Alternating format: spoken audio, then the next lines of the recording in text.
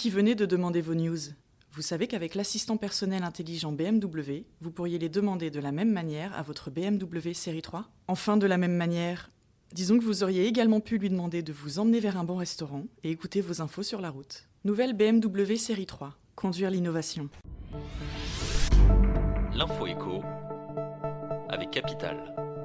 Le chiffre du jour, moins 5%, c'est la baisse des ventes en streaming des albums de Michael Jackson depuis janvier dernier, d'après l'hebdomadaire Billboard.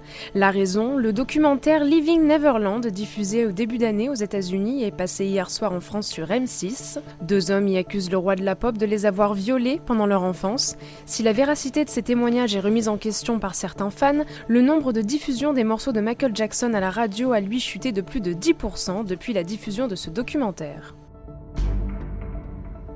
L'info pratique capitale, c'est une coutume perverse que les députés tentent une nouvelle fois de réglementer.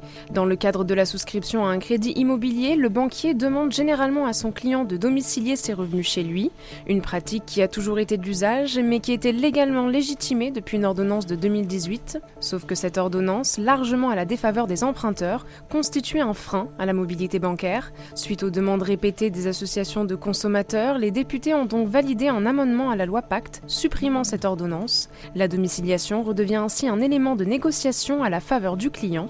Retrouvez toutes nos explications sur capital.fr.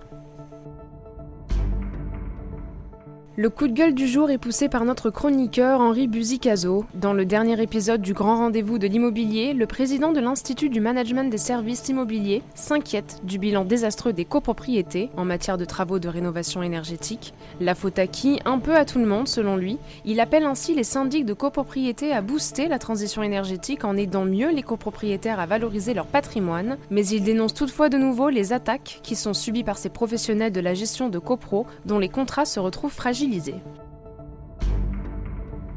Et on termine avec Philippe Martinez, le secrétaire général de la CGT.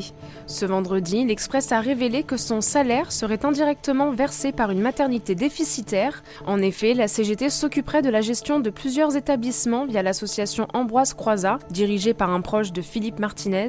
Et parmi ces établissements, on trouve notamment 3 centres de réadaptation professionnelle et la maternité des Bluets, située dans le 12e arrondissement de Paris. Problème, sa situation financière serait dans le rouge depuis des années, à cause d'un loyer d'1 million d'euros par an versé à la CGT. Et d'après l'Inspection générale des affaires sociales, ce même loyer contribue indirectement au financement de plusieurs postes de permanents de la CGT.